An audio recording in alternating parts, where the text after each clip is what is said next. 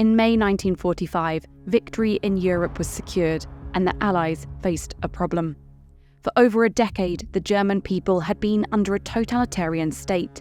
There were around 8.5 million members of the Nazi Party and many millions more people affiliated with Nazi organisations. The Third Reich had committed atrocities on an incomprehensible scale.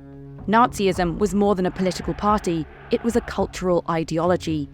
The re-education of an entire country was required. Was there any way that this would be successful? The scale of true Nazi support in Germany in the 1940s is difficult to gauge with certainty. Surveys that were conducted after the war produced conflicting results. But the Nazi Party had been in power for over a decade, during which time they had run a comprehensive and effective campaign at disseminating their worldview.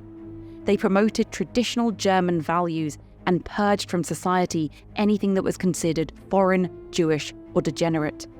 Through censorship, propaganda, and regulations, they engineered German culture into a tool for the state. Nazi Germany's cohesion was underpinned by hostility and violent persecution.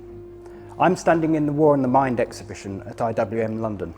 Behind me is a poster dating from 1936, depicting Adolf Hitler, Germany's dictator. The slogan, Ein Volk, ein Reich, ein Führer, translates as one people, one empire, one leader.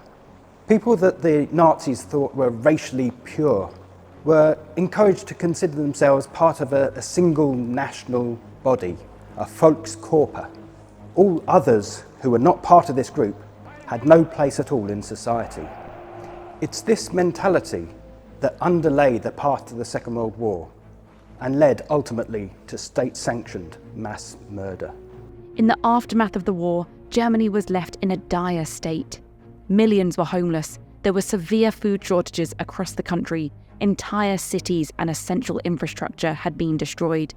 The country's economy was at a standstill. At the Yalta Conference in February 1945, the Big Three had discussed the future of Germany and agreed a priority was avoiding the situation created in the aftermath of World War I, where economic collapse was thought to have fostered the conditions for the rise of the Nazi Party. It was decided that Germany should be split between the Allies. An Allied Control Council was created in 1945 by the Four Powers to oversee affairs in Germany. On display in the Churchill Museum is a map that was used by Churchill at the later Potsdam Conference in July 1945. We can see the hand-drawn markings where the occupied zones were sketched out. At the conference, the Allied leaders outlined their key goals of demilitarization, decentralization, democratization, and denazification. Each nation took control of their own denazification process within their occupied zone, but cooperation between the Allies over how to rebuild and rule Germany was not smooth. Each occupying power approached the task with different priorities, influenced by their own political and strategic interests. One issue the Allies agreed on was the need for the physical eradication of Nazism from public life. They removed all Nazi symbols and paraphernalia. All weapons and uniforms were turned in across the country. Books and flags were burned, Nazi laws were repealed, and radio, cinema, and print media were censored. Street names were changed, Nazi structures were blown up, and buildings were stripped of emblems. The world has been given another chance.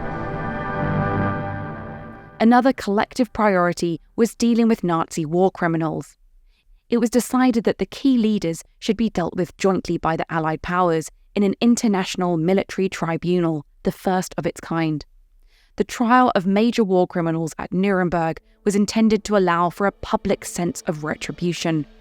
The 24 accused were the most senior surviving members of the Nazi regime or the German military. The trial and its subsequent trials were publicised around the world in images and film, in the press and media. The Allies wanted Nazism to be conspicuously discredited and the crimes of the Nazis to be exposed to the world. Since the Second World War, the pursuit of justice for war crimes has been considered critical for a future free from violence.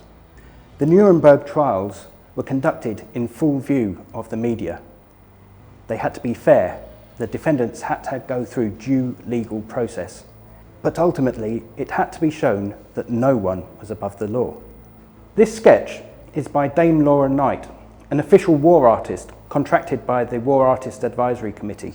She spent 3 months at the Nuremberg trials, making sketches for a larger painting that she was going to do later.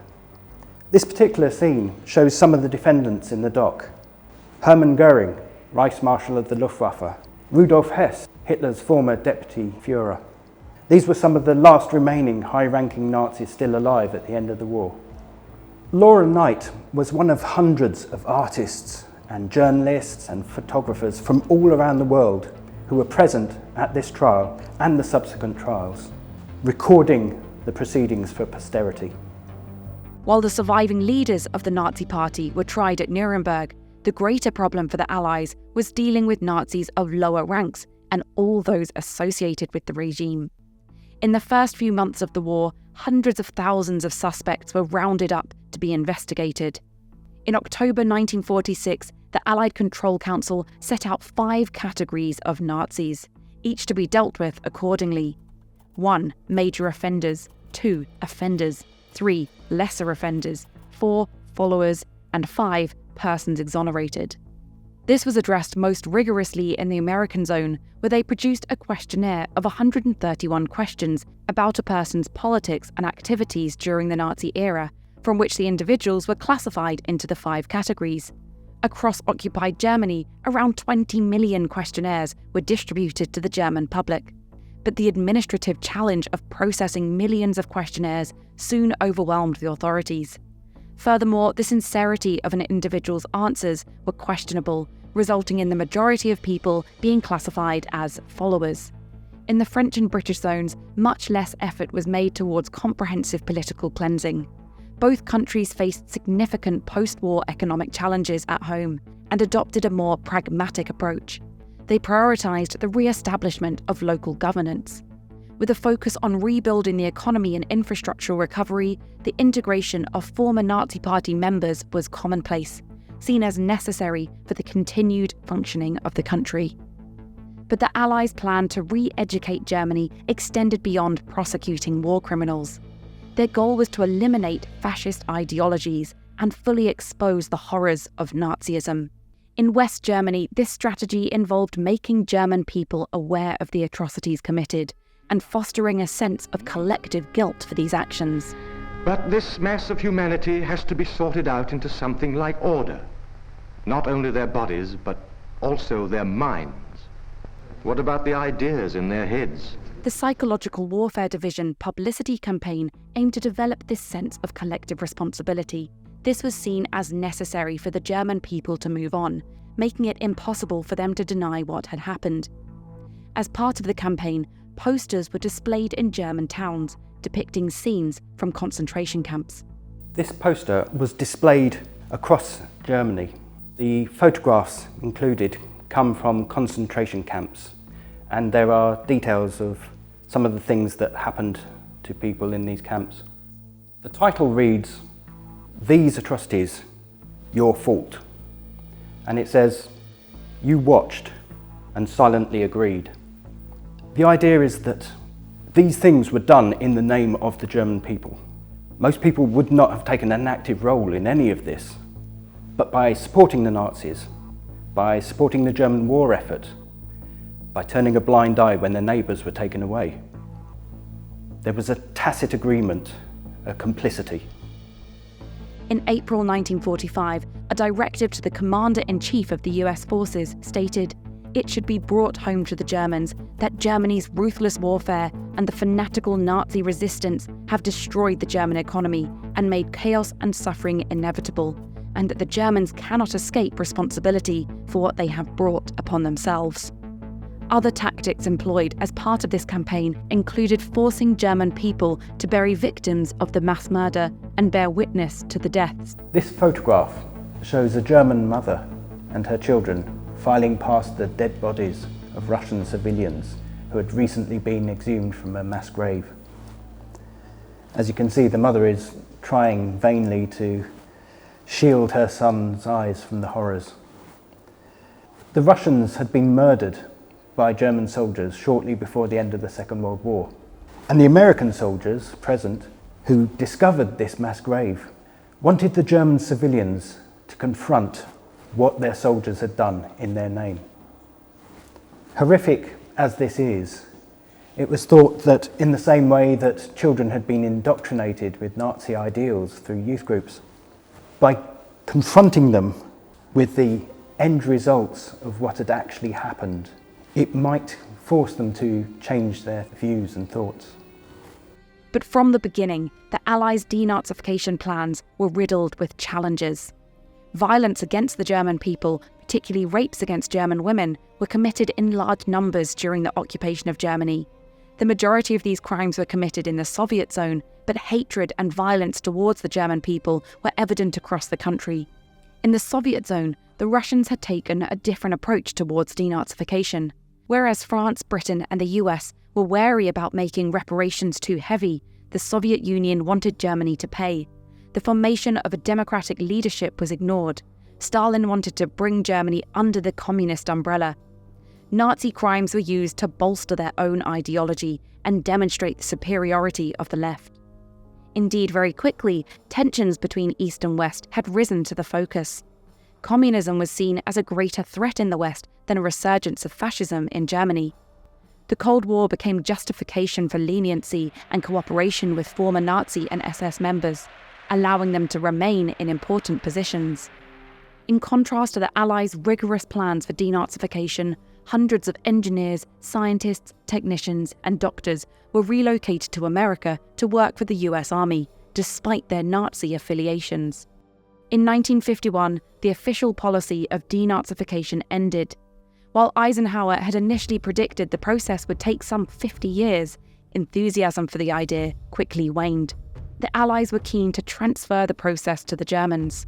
Once handed over to the newly formed government of the Federal Republic, the process was halted almost immediately.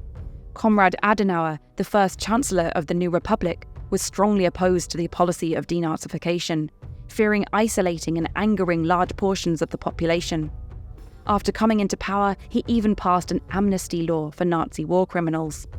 It was not until decades had passed that many Nazi Party members and government functionaries were exposed. Raymond Neumayer came to the UK with his sister in 1939 on a kinder transport.